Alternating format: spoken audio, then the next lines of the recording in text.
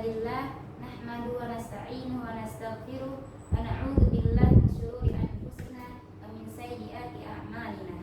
May yahdihillahu fala mudilla lahu wa may yudlilhu fala hadiya lahu. Asyhadu an la ilaha illallah wa asyhadu anna Muhammadan abduhu wa rasuluh. Amma ba'd. Baik, pada kesempatan kali ini kami dari kelompok 18 yang beranggotakan saya sendiri, Putri Ramadhania, akan mempresentasikan makalah kami dengan judul Pengaruh Kepribadian dalam Pembelajaran Bahasa Arab dan Penyesuaian Strategi Pembelajaran Bahasa Arab dengan Tuntutan Kepribadian. Pendahuluan. Pembelajaran bahasa Arab merupakan salah satu aspek penting dalam pengembangan ilmu pengetahuan agama dan budaya Islam. Bahasa Arab tidak hanya dipelajari sebagai alat komunikasi, tetapi juga sebagai kunci utama untuk memahami sumber ajaran Islam seperti Al-Quran dan Hadis. Namun, dalam praktiknya, kemampuan siswa dalam mempelajari bahasa Arab berbeda-beda. Perbedaan ini tidak hanya disebabkan oleh faktor intelektual, tetapi juga oleh faktor kepribadian yang melekat pada setiap individu. Kepribadian memiliki peran besar dalam menentukan cara seseorang berpikir, berperilaku, serta merespon proses belajar mengajar. Dalam konteks pembelajaran bahasa Arab, kepribadian dapat memengaruhi motivasi, minat, strategi belajar, serta kemampuan beradaptasi siswa terhadap metode yang digunakan guru. Langsung saja pada pembahasan pertama, yaitu pengertian kepribadian. Kepribadian adalah karakteristik khas dan konsisten seseorang yang mencakup pola pikir, perasaan, dan perilaku yang membedakannya dari orang lain. Secara umum, kepribadian merupakan perpaduan kompleks antara aspek psikologis seperti sifat, sikap, minat, emosi, serta aspek fisik yang membentuk pola tingkah laku unik yang dipengaruhi oleh faktor bawaan dan lingkungan sekitar.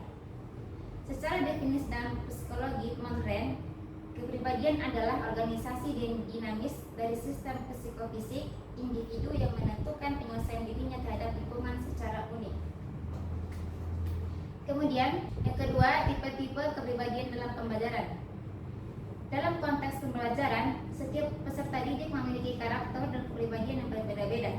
Perbedaan tersebut memengaruhi cara mereka berinteraksi, memahami pelajaran, serta merespon metode yang digunakan oleh guru.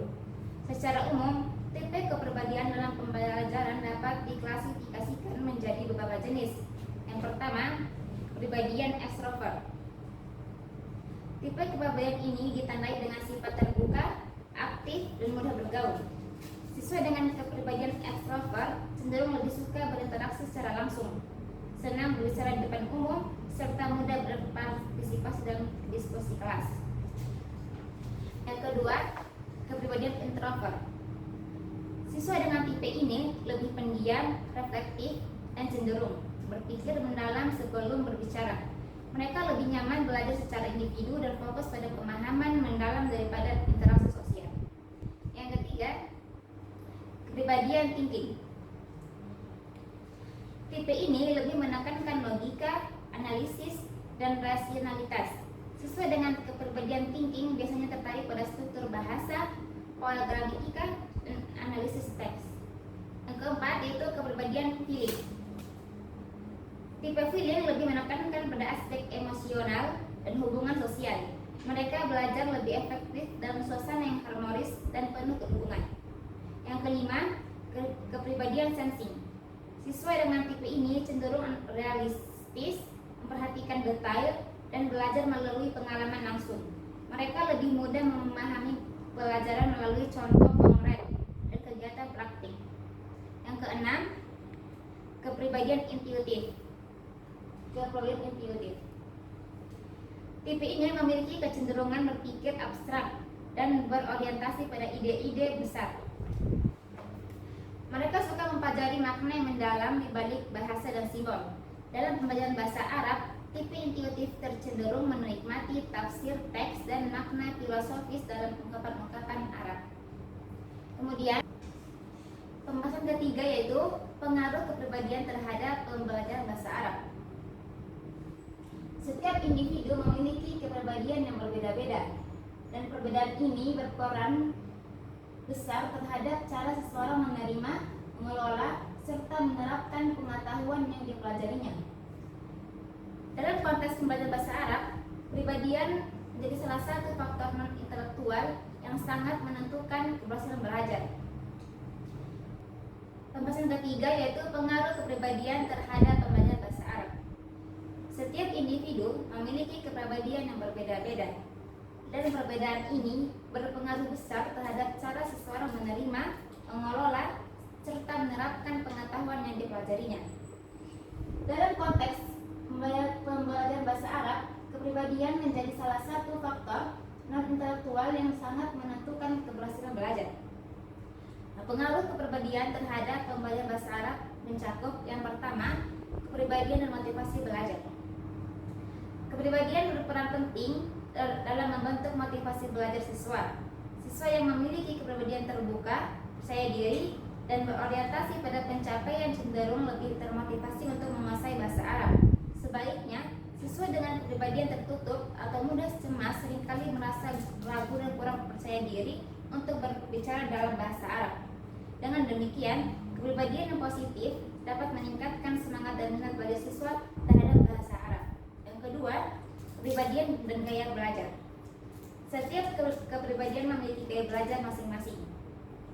Misalnya, siswa ekstrovert lebih suka belajar melalui interaksi sosial seperti diskusi atau percakapan. Sedangkan siswa introvert lebih nyaman belajar melalui kegiatan mandiri seperti membaca atau menulis. Guru yang memahami karakter ini dapat menyesuaikan metode pengajaran agar semua siswa merasa terakomodasi. Yang ketiga, kepribadian dan kemampuan komunikasi. Pembelajaran bahasa Arab menuntut kemampuan berkomunikasi yang baik, terutama dalam aspek berbicara. Kepribadian ekstrovert cenderung lebih mudah beradaptasi dalam berbicara dan berinteraksi, sementara tipe introvert mungkin mengalami kesulitan dalam mengungkapkan ide secara lisan. Namun, siswa introvert biasanya lebih kuat dan memahami struktur bahasa dan tata tulis. Oleh karena itu, setiap tipe kepribadian memiliki keunggulan tersendiri dalam aspek tertentu dari bahasa Arab. Nah, yang keempat, kepribadian dan pengendalian emosi. Kepribadian juga mempengaruhi bagaimana siswa mengendalikan emosi dalam proses belajar. Siswa yang memiliki kestabilan emosional lebih mampu menghadapi kesulitan dalam belajar bahasa Arab dengan tenang, sedangkan siswa yang mudah gelisah atau cepat bosan akan lebih sulit mempertahankan fokus. Oleh sebab itu, pembelajaran bahasa Arab memerlukan pendekatan yang dapat menumbuhkan rasa percaya diri dan suasana belajar yang menyenangkan. Yang kelima, yaitu kepribadian dan interaksi sosial dalam kelas. Dalam pembelajaran bahasa Arab yang bersifat komunikatif, interaksi sosial sangat dibutuhkan. Siswa dengan kepribadian yang subur akan lebih mudah bekerja sama dalam kelompok. Sedangkan siswa yang cenderung tertutup mungkin membutuhkan dorongan dan bimbingan lebih dari guru. Guru yang memahami hal ini dapat mencapai lingkungan belajar eksklusif di mana semua tipe kepribadian merasa dihargai dan mampu berkembang. Kemudian pembahasan selanjutnya yaitu strategi pembelajaran bahasa Arab berdasarkan kepribadian. Setiap peserta didik memiliki kepribadian yang berbeda-beda, sehingga gaya belajar dan cara mereka menerima informasi juga tidak sama. Oleh karena itu, guru perlu menerapkan strategi pembelajaran bahasa Arab yang bervariasi dan adaptif agar setiap siswa dapat belajar sesuai dengan karakter dan kepribadiannya. Di antara strategi pembelajaran bahasa Arab yang dapat disesuaikan dengan tipe kepribadian siswa yaitu yang pertama, strategi untuk siswa ekstrovert. Siswa dengan kepribadian ekstrovert senang berinteraksi, aktif, dan mudah mengekspresikan diri. Mereka lebih cepat belajar melalui komunikasi langsung dan kegiatan sosial. Strategi yang sesuai untuk siswa seperti ini yaitu metode diskusi, role play, dan tanya jawab langsung. Yang kedua, strategi untuk siswa introvert. Siswa introvert cenderung tenang, reflektif, dan fokus pada pemahaman mendalam. Mereka lebih suka bekerja secara mandiri dan membutuhkan waktu untuk berpikir sebelum berbicara. Strategi pembelajaran yang sesuai untuk mereka yaitu yang pertama itu tugas individu, membaca teks, dan latihan menulis. Yang ketiga, strategi untuk siswa dengan kepribadian thinking. Tipe ini logis, analitis, dan menyukai struktur.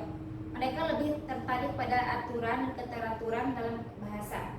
Strategi pembelajaran yang sesuai yaitu metode deduktif, fokuskan pada analisis gramatika, nahu, dan sorot. Yang keempat, strategi untuk siswa dengan kepribadian feeling. Siswa tipe ini peka terhadap suasana emosional dan lebih termotivasi oleh hubungan sosial nilai-nilai. Strategi pembelajaran yang sesuai seperti menciptakan suasana kelas yang positif, saling menghargai, dan penuh dukungan menggunakan pendekatan kontekstual dan komunikasi seperti memahami bahasa dan kata dan Yang keempat, yaitu strategi untuk siswa dengan kepribadian feeling. Siswa tipe ini peka terhadap suasana emosional dan lebih termotivasi oleh hubungan sosial dan nilai-nilai. Strategi pembelajaran sesuai untuk siswa seperti ini yaitu menciptakan suasana kelas yang positif, saling menghargai, dan penuh dukungan, menggunakan pendekatan kontekstual dan komunikasi seperti memahami makna doa dan hadis. Yang ketiga, strategi untuk siswa dengan kepribadian thinking. Tipe ini logis, analitis, dan menyukai struktur. Mereka lebih tertarik pada aturan dan keteraturan dalam bahasa. Strategi pembelajaran yang sesuai yaitu metode deduktif, fokuskan pada analisis gramatika, nahu, dan sorot. Yang keempat, yaitu strategi untuk siswa dengan kepribadian feeling. Siswa tipe ini peka terhadap suasana emosional dan lebih termotivasi oleh hubungan sosial dan nilai-nilai. Strategi pembelajaran sesuai untuk siswa seperti ini yaitu menciptakan suasana kelas yang positif, saling menghargai, dan penuh dukungan, menggunakan pendekatan kontekstual dan komunikasi seperti memahami makna doa dan hadis. Yang kelima, strategi untuk siswa sensing. Siswa dengan tipe ini lebih mudah memahami sesuatu yang konkret dan nyata. Mereka belajar lebih baik melalui pengalaman langsung. Strategi pembelajaran cocok untuk mereka ini yaitu menggunakan media visual dan audio seperti gambar, video, atau ragam bahasa lainnya. Yang keenam, strategi untuk siswa intuitif. Tipe ini memiliki kecenderungan berpikir abstrak dan imajinatif. Mereka suka mengumpulkan ide dan mencari makna mendalam. Strategi pembelajaran yang sesuai untuk mereka ini yaitu metode induktif, mendorong siswa untuk berimajinasi dalam menulis teks bahasa Arab. Kemudian pembahasan kelima yaitu tuntutan kepribadian dalam pembelajaran bahasa Arab. Pembelajaran bahasa Arab tidak hanya menuntut kemampuan intelektual semata, tetapi juga menuntut kesiapan kepribadian yang matang dari peserta didik. Berikut beberapa tuntutan kepribadian yang diperlukan dalam pembelajaran bahasa Arab. Yang pertama, kepribadian yang disiplin dan tanggung jawab. Yang kedua, kepribadian yang tekun dan sabar. Yang ketiga, kepribadian yang percaya diri. Yang keempat, kepribadian yang terbuka dan adaptif. Yang kelima, kepribadian yang ingin tahu dan cinta ilmu. Yang keenam, kepribadian yang positif dan berorientasi pada tujuan. Kemudian pembahasan keenam yaitu peran guru dalam menyesuaikan strategi pembelajaran.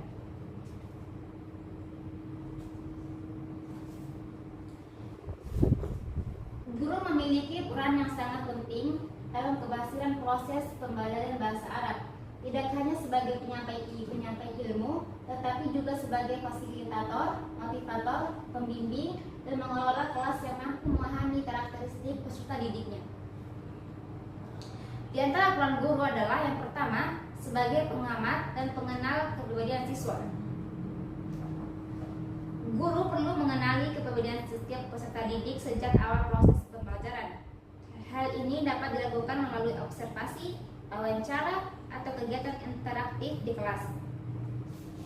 Yang kedua, yaitu sebagai perancang strategi pembelajaran yang fleksibel. Guru harus mampu merancang strategi pembelajaran bahasa Arab yang beragam dan adaptif, tidak terpaku pada satu metode saja. Pembelajaran bahasa Arab dapat dikomunikasikan antara metode komunikatif, tugas berbasis proyek, diskusi kelompok, dan latihan individu. Yang kedua, yaitu sebagai perancang strategi pembelajaran yang fleksibel. Guru harus mampu merancang strategi pembelajaran yang beragam dan adaptif, tidak terpaku pada satu metode saja. Yang ketiga, sebagai motivator dan pembimbing emosional. Guru berperan menumbuhkan motivasi belajar dan kepercayaan diri siswa, terutama bagi mereka yang merasa sulit dalam mempelajari bahasa Arab. Siswa yang cemas atau tidak percaya diri perlu mendapatkan dukungan emosional agar mereka berani berbicara dan berpartisipasi aktif dalam kelas. Guru dapat memberikan pujian, dorongan, dan pendekatan yang empatik agar siswa merasa dihargai. Yang keempat, yaitu sebagai teladan dalam sikap dan kepribadian. Guru merupakan figur yang diteladani oleh peserta didik. Kepribadian guru yang sabar, disiplin, jujur, dan bersemangat dalam mengajar akan memberikan pengaruh besar terhadap kepribadian siswa. Yang kelima, yaitu sebagai pengelola lingkungan belajar yang kondusif. Guru perlu menciptakan suasana belajar yang nyaman, inklusif, dan menghargai perbedaan kepribadian. Lingkungan belajar yang kondusif akan memudahkan siswa untuk mengekspresikan diri, bertanya, serta berpartisipasi dalam rasa takut atau malu. Baik, kesimpulan dari makalah kami yaitu berdasarkan pembahasan yang telah diuraikan, dapat disimpulkan bahwa kepribadian memiliki pengaruh yang signifikan terhadap proses dan hasil pembelajaran bahasa Arab. Setiap individu memiliki karakter, gaya belajar, serta kecenderungan psikologis yang berbeda-beda, yang secara langsung memengaruhi cara mereka memahami, menghafal, dan menggunakan bahasa Arab. Guru memiliki peran sentral dalam mengenali dan menyelesaikan strategi pembelajaran bahasa Arab berdasarkan kepribadian siswa. Dengan menerapkan strategi yang tepat, baik untuk siswa ekstrovert, introvert, rasional, maupun perasa, guru dapat menciptakan suasana belajar yang menyenangkan, inklusif, dan efektif. Penyesuaian strategi ini memungkinkan setiap siswa belajar sesuai potensi dan keunikannya, sehingga tujuan pembelajaran bahasa Arab dapat tercapai secara optimal, baik dari segi kognitif, efektif, maupun spiritual. Baik, itulah pemaparan dari makalah kami. Jika ada pertanyaan dan tanggapan, dipersilahkan. Mungkin itu yang dapat kami sampaikan. Syukran. Wassalamualaikum warahmatullahi wabarakatuh.